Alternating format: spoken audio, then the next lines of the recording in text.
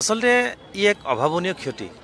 আজি সঁচাকৈয়ে অসমৰ আকাশত যেন ডাৱৰে ছানি ধৰিছে তেনেকুৱা এটা পৰিৱেশ। আমি সঁচাকৈ মৰ্মাহত হৈছোঁ। ছিংগাৰ বহু থাকে, কিন্তু তাৰ মাজত ক্লাছিক ছিংগাৰ বুলি ক'লে গায়ন শৈলীৰ ক্ষেত্ৰতেই নহয়, মানৱীয় ক্ষেত্ৰতো সকলো ক্ষেত্ৰতে তেখেতৰ আচাৰ ব্যৱহাৰৰ পৰা বুলি গোটেইখিনিত আচলতে যিটো শিল্পী সত্তা আমি বিচাৰি পাওঁ। গতিকে আজি এটা সত্তাক হেৰুৱালোঁ। আচলতে আমি এনেকুৱা কণ্ঠাও হেৰুৱাটো আমাৰ কাৰণে আচলতে খুব দুৰ্ভাগ্যজনক, অসমৰ কাৰণে অত্যন্ত ক্ষতি। এয়া তাৰমানে আমি যেনেকৈ আজিৰ সময়ত কওঁ যে লতা মংগেশকাৰ বাইদেউৰ বিপৰীতে আমি শ্ৰেয়া ঘোষালক পাইছোঁ কিছু অংশ হ'লেও। ঠিক তেনেকৈ বহুতো ভাল ভাল কণ্ঠশিল্পী মই আচলতে কেতিয়াবা মোৰ ষ্টুডিঅ'লৈ যেতিয়া গায়ত্ৰী হাজৰিকা আহিলে এদিন মোক এটা গীত শুনাইছিলে, শুভমিতাৰ এটি গীত, শুভমিতা বাইদেউৰ কলকাতাৰ তেখেতৰ এটি গীত শুনাইছিলে, যেভাবে তুমি সকাল দেখো সূৰ্য কিন্তু এক ঠাই।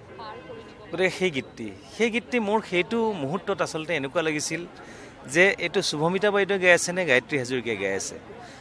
ইমান সুনিপুণ কণ্ঠ, গায়ন শৈলী, কেৰিকেচাৰ, গীতৰ মাজত ফিলিংছ আৰু মানুহগৰাকীৰ যিটো আচলতে সত্তা, যিখিনি মই সদায় কওঁ যে সংস্কৃতিৰ লগত সংস্কাৰ সদায় প্ৰয়োজনীয়। গতিকে সেই সকলোখিনি আচলতে আজি হেৰুৱাই পেলালোঁ। সঁচাকৈ আমি মৰ্মাহত হৈছোঁ।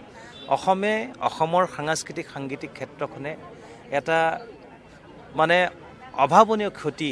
আজিৰ দিনটোত আমি এই ক্ষতি হয়তো পূৰ্ণ কৰিব নোৱাৰিম কেতিয়াও। তেখেতৰ বিদেহী আত্মাৰ সদগতি কামনা কৰিছোঁ। চিৰশান্তি লাভ কৰক, স্বৰ্গত বসবাস কৰক। পুনৰ আকৌ গায়ত্ৰী হাজৰিকা জন্ম পাওক অসমৰ সাংস্কৃতিক ক্ষেত্ৰত, আৰু তেখেতৰ শোকসন্তপ্ত পৰিয়ালবৰ্গলৈ মোৰ আন্তৰিক শ্ৰদ্ধা সমবেদনা জ্ঞাপন কৰিছোঁ।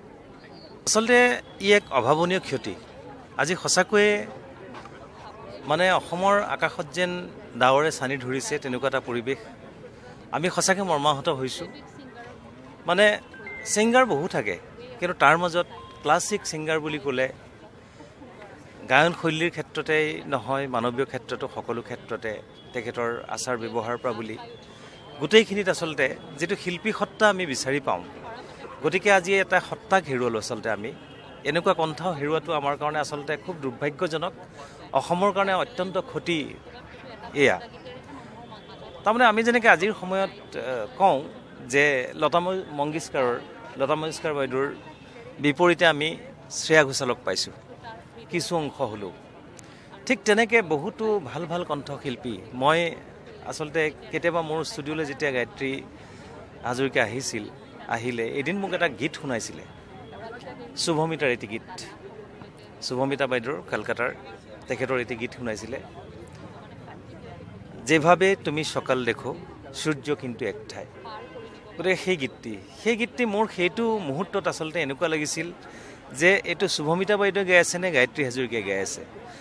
ইমান সুনিপুণ কণ্ঠ, গায়ন শৈলী, কেৰিকেচাৰ, গীতৰ মাজত ফিলিংছ আৰু মানুহগৰাকীৰ যিটো আচলতে সত্তা, যিখিনি মই সদায় কওঁ যে সংস্কৃতিৰ লগত সংস্কাৰ সদায় প্ৰয়োজনীয়। গতিকে সেই সকলোখিনি আচলতে আজি হেৰুৱাই পেলালোঁ। সঁচাকৈ আমি মৰ্মাহত হৈছোঁ।